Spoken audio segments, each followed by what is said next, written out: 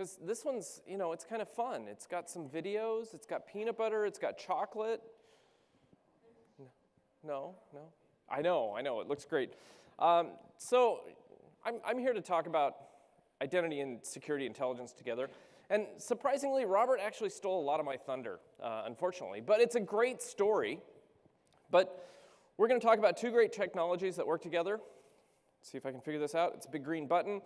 My name's David Gorton. I'm a senior product manager at Logarithm. Have you guys ever heard of Logarithm? Raise your hand, some. Robert called it SIM, so Security Incident and Event Management, but we've actually moved beyond that. That was like 7 or 8 years ago. We're actually now really focused on security intelligence and analytics. And so as we talk about that, of course, that leads into bringing identity and security intelligence together, which then made me think of this. Hopefully we've got some sound. We don't have any sound. Uh-oh. Let's try it again. Do you guys remember this? Anyone? Okay, well, hold on. You weren't. Come on. Some people, All right, do we have sound yet? Let's try it again. There it is. Chocolate. It's classic. Peanut butter. Hey! Oh, hey, you got your chocolate and my peanut butter. Peanut butter on my chocolate. What?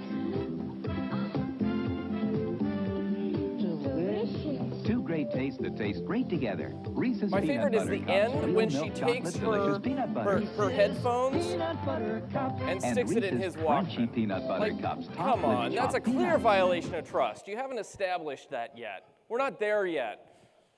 All right. So hopefully it's a good way.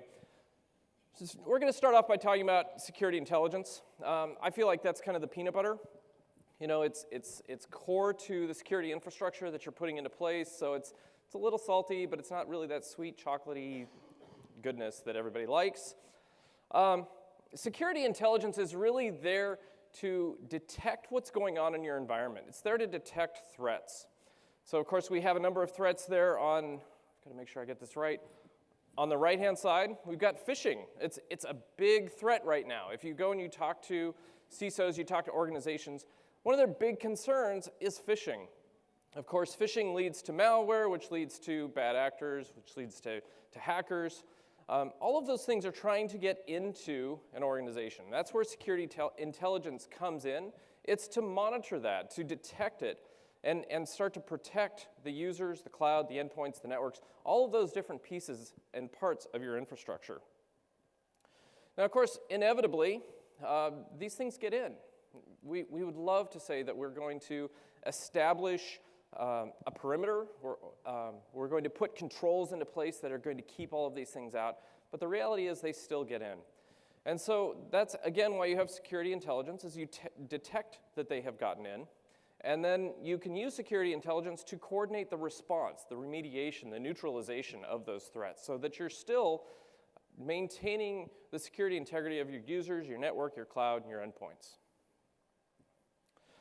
But what's really nice is after you've done that, you can actually go and your security intelligence system learns from that, so that the next time these threats show up, they can be identified, and they can be stopped at the perimeter, whatever your perimeter is, whether it's a firewall, whether it's identity. They can be stopped at that perimeter, and further damage is prevented from happening within your organization. Now, of course, from my perspective, I actually have a history in identity. I used to work for Ping Identity. So from my perspective, identity is really holding the keys to the enterprise. They're the ones that through authentication, you verify that the user is who they say they are. They hold the keys to that front door. Can this user get into this house? Can the user get into this organization? And start to move around within that organization. And of course, the end result is the same, is you identify a user so you can understand whether or not they should be interacting with the resources of the enterprise, which then, of course, leads to access control to determine whether or not a user is authorized to go and interact with the different resources, as well as what those different levels of authorization and governance that should be in place to make sure that those users are going where they're supposed to go and that they're staying out of where they're supposed to stay out of. From a security intelligence perspective, though, identity is a great wealth of information. The information that is gathered during the authentication process, during the access and authorization process, is invaluable from a security intelligence perspective. And there's a lot of information there. There's also a lot of rules, a lot of policies that continue to feed and influence security intelligence. So again, from the security intelligence perspective, there is a huge trove of information that we can use to understand users and understand when bad things are happening. So of course that leads into how can we make these work better together? How can we bring them together? And like Robert mentioned, they are to some extent working together. So first off, identity enhances security analytics. So again, like Robert mentioned, identity is everywhere, but it's not necessarily leveraged in a way that really works well for the organization. First off, if you're talking about deploying a security intelligence solution like Logarithm, one of the first things you actually pull in is all of that information, that rich information that the identity and access management systems have, because that tells you about your users, and it helps you start to profile your users so that you can understand whether they're behaving normally or not. So that's kind of your first step. But security intelligence doesn't stop there. It actually goes further and starts to pull in network information. And so now you have an understanding of all of the different systems and how they're communicating with each other, all the information that's being pulled in from the network itself, and you're able to correlate that now, again, with identity. You're also starting to pull in endpoint information. So from your laptops, from your servers, you can pull in what processes are running, what processes should be running, so that you can, again, start to identify when maybe processes that shouldn't be running start up. And you can say, wait, what's the signature of this process? Does that look like a piece of malware? Maybe I should go and take action and understand whether or not a piece of malware has gotten onto an endpoint. And then the last thing is you start to pull information in from the cloud. You get access to, or not get access, you get information from Salesforce, you get information from Box to understand who and how your users are interacting with your cloud assets. So then you have this huge trove of data across all these different data sources. But the real value in my mind is when you actually start to marry identity into all of these different data sources. So of course, like we talked about, you start with identity. That's actually one of the first sources of data you pull into security intelligence. That gives you the ability to enable user behavioral analytics. Is anybody here familiar with UBA? Heard about UBA? There are 3 core threats that UBA is really focused on. It's focused on insider threat. So basically, you have employees, you have contractors, you have people inside your organization, and they're going to do something bad. They're going to take information out and maybe give it to a competitor, and that competitor is going to give them money. You have insiders who might try to sabotage systems. And using UBA, you can start to identify, wait a minute, these users, they're not necessarily doing what they normally do. And so then once they fall out of that normal behavior patterns, you can start to take action to understand whether or not they're a threat or whether maybe they just changed their job. So that's the first use case, is insider threats. The second use case, and this is where identity really comes in, is the idea of a compromised account. Somebody has stolen credentials and is now acting on behalf of that user. Again, through user behavioral analytics, that stolen credential, that stolen account will display abnormal behavior. And so using UBA, you can go and identify and say, wait a minute, it looks like these accounts have been compromised. You can start to correlate that with other activities and identify exactly maybe when those accounts or when those credentials were stolen and when that abnormal behavior started. Then the last one is really around privileged access abuse, privileged access abuse. You have system administrators, you have people with high levels of access, and they start to do bad things. Maybe they elevate their privileges, they go through and they have some bad behaviors, bad activities, and then they actually pull those privileges back. So having all of this identity information within security intelligence unlocks the ability to go and identify these threats. So that's the first thing. The second thing is when you start to combine identity with your network information, you can now start to put network behavioral analytics in place. And again, this is very similar to user behavioral analytics, but you can also apply it to endpoints. And this is where we've heard the term user and endpoint behavioral analytics. It's the same thing. So you can identify what an endpoint is doing across your network. And suddenly, if you see that it's doing something that it didn't do before, it starts to beg the question, why is it doing that? Especially if you're talking server-to-server communication. Those network paths are really pretty set in normalcy.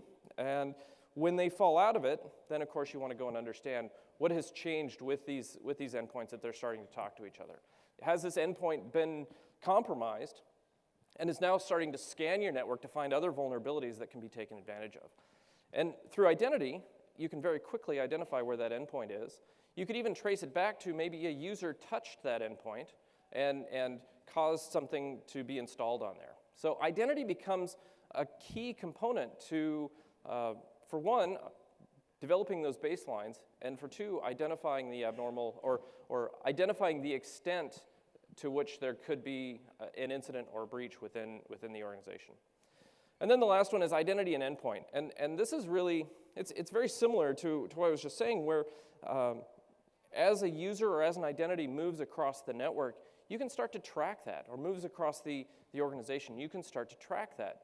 So if a user gets a piece of malware, credentials get taken, an attacker gets into the network, you can now start to track and understand exactly where that attacker has gone, and then start to go and remediate and isolate the damage that attacker might have done.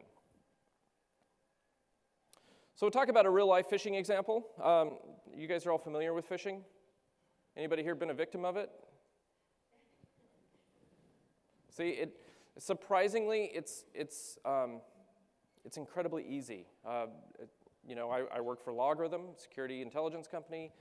We're actually a really big target for this, and occasionally it happens to us. A classic example is actually through CryptoLocker. You get a link in an email, and it's a very targeted link that says, "Hey, David Gorton, we saw you, we're doing this thing, and we really need you to go and check this link out." And so you click on it, you end up at a website that takes advantage of a compromise within your browser, within your laptop, downloads a piece of malware. Of course, that starts the process. And in this case, that malware is actually probably going to be a keylogger. So it's going to start to monitor your laptop. It's going to capture credentials and send those credentials out to a command and control server. And that's going to enable a hacker to come in and impersonate you within the organization. And then through that, start to test other parts of the organization to find out what's vulnerable, what they can take advantage of. And ultimately, they have a goal. They want to identify some information, some key intellectual property, with the ability to maybe push it out to a cloud service where they can walk away with it. Now the question, as I was thinking about this, is when you combine identity and security intelligence and bring all of this information together, how can you start to address this real-life use case with kind of this enhanced information, identity-enhanced information?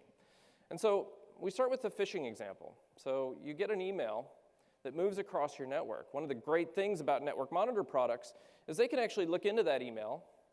They can start to compare email addresses to look for abnormalities, like maybe it's logarithm, and instead of an M, it's an N, so it's logarithm.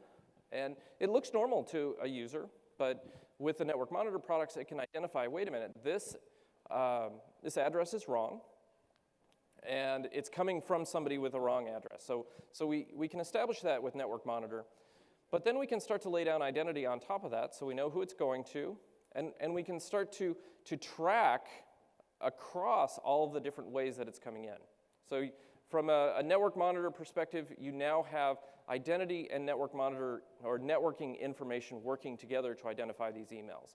Of course, it goes to a user, and let's say it wasn't stopped by the systems that are in place to stop phishing attacks. The user clicks on it.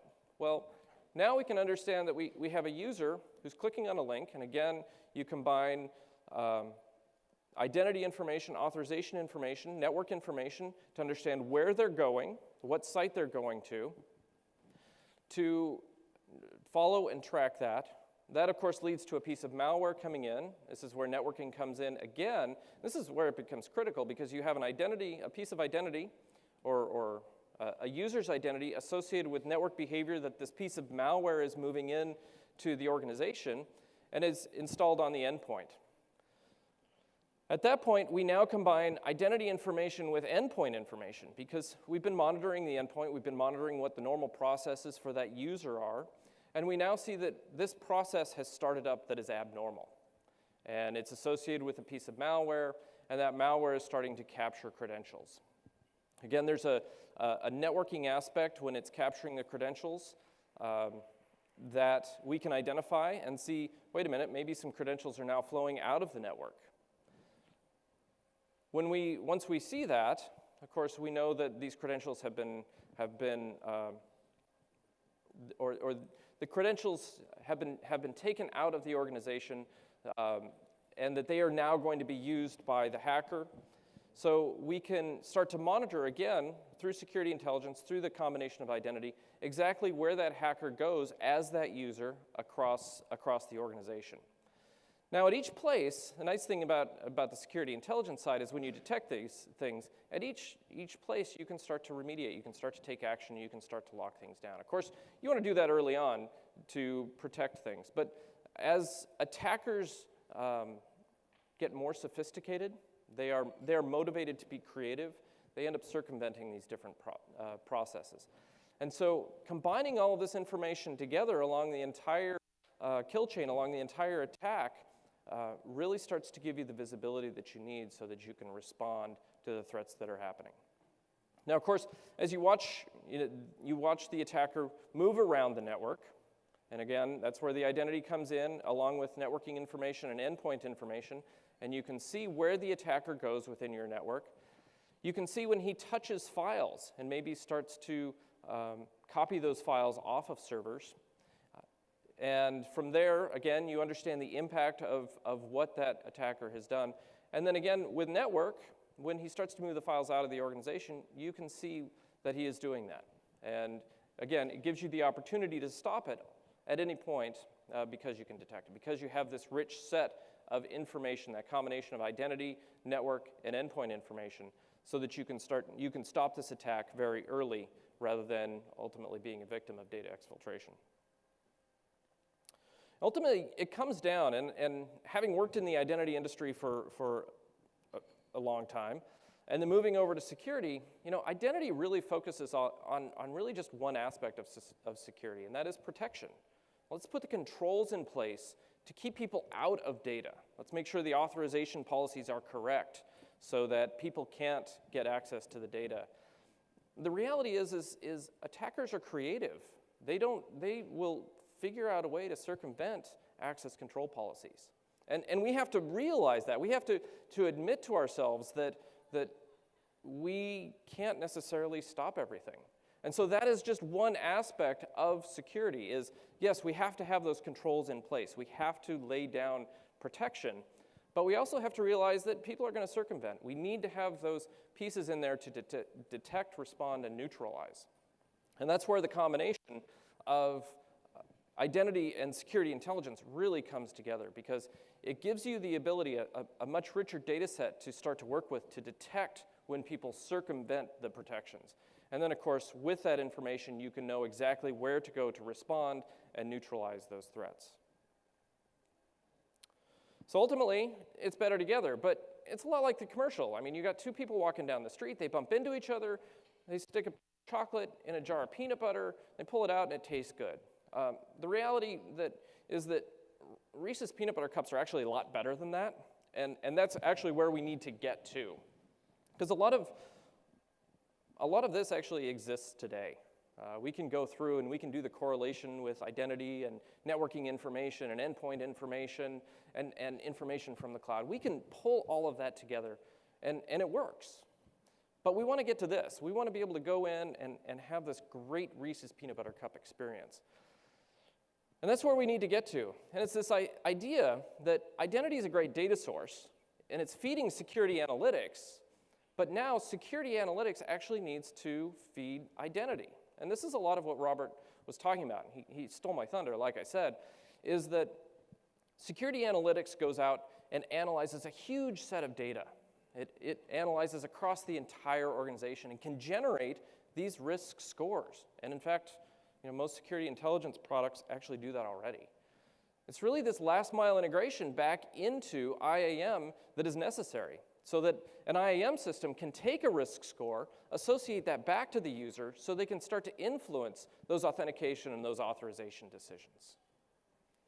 Now, of course, the question is, well, why don't we have that? And the reality is that much like here, we're still not really talking to each other.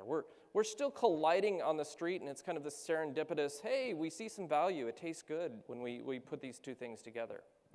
But we're not working together yet on both the security side and the identity side. And I think Larry Whitehead is actually going to talk about why that is on an organizational perspective. What's keeping us from really doing that?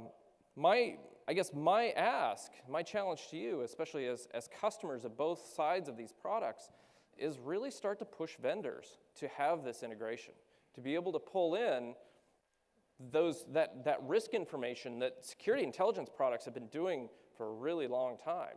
Start to pull that information into the identity and access management products so that we can really leverage the information that's already there. Are there any questions?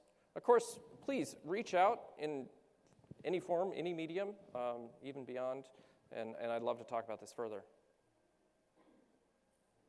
Speechless? Yes, sir. Congratulations, thank you. What are you guys actually doing to meet that last slide of supplying the information and working with the identity companies to actually fill that gap, not waiting for the other side to kind of take action? Right. Let's see. I'm going to be a little cagey about this. There are a number of ways that we can do it, and certainly bringing logarithm closer to the identity and access management industry is one of the reasons why I'm here, is to talk about this. There are a number of mechanisms that are available within the logarithm product. One is called Smart Response, and which is an automated way to take action to respond to a threat that is detected within the logarithm product. Again, this is product specific, I'm sorry. But through that, there is an opportunity to integrate back into IAM systems. The reality is we don't have a lot of demand for it. So your question is actually the first question I've heard related to it. And so we haven't necessarily done that development work to tightly integrate back into an IAM system. But it's something that we're working on. We are moving in that direction. Does that answer your question? Okay. Anyone else? Yes, sir.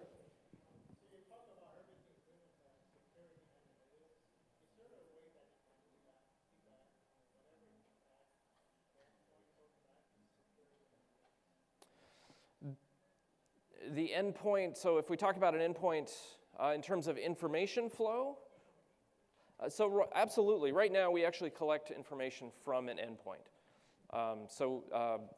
Again, different products do it differently. There are a number of different endpoint products out there.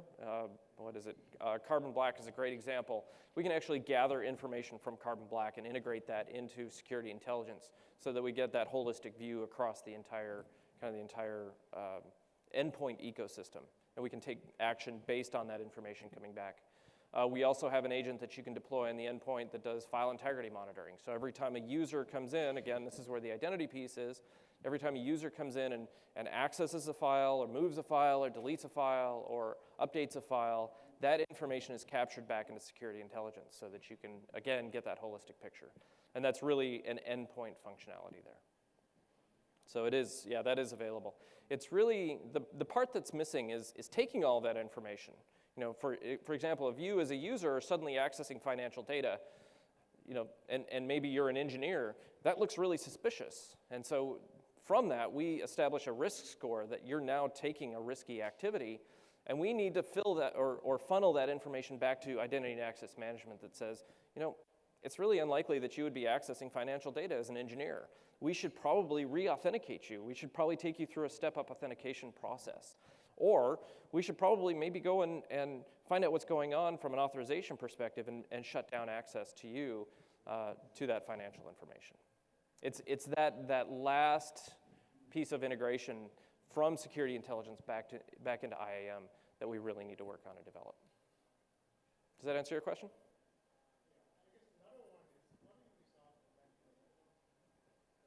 The man-in-the-middle threat in terms of sessions. There are a number of options, a number of possibilities in that. One is if you see a session, if you're looking at, let's say, a network session or a web access management session, there's a piece of information you can actually look at from the network perspective, and when you see that man in the middle maybe take the session to a different location, then you can that starts to look suspicious, and you can alarm an event off of that and say, hey, something bad is going on right now. Does that make sense? Again, from a web access management perspective, if you could do that, if you see a session token that's been moved out of the organization to somewhere else, and you realize that from a security intelligence perspective, you could actually then create a response back into IAM that says, hey, invalidate this session. This session has now been exfiltrated. It's now taken off, out of the organization. It's off in China somewhere. Shut that session down, and then force them to re-authenticate and reestablish the session and protect things like that. That's what we need to work on. Sorry, my sound cut out. All right, I'm over. Robert?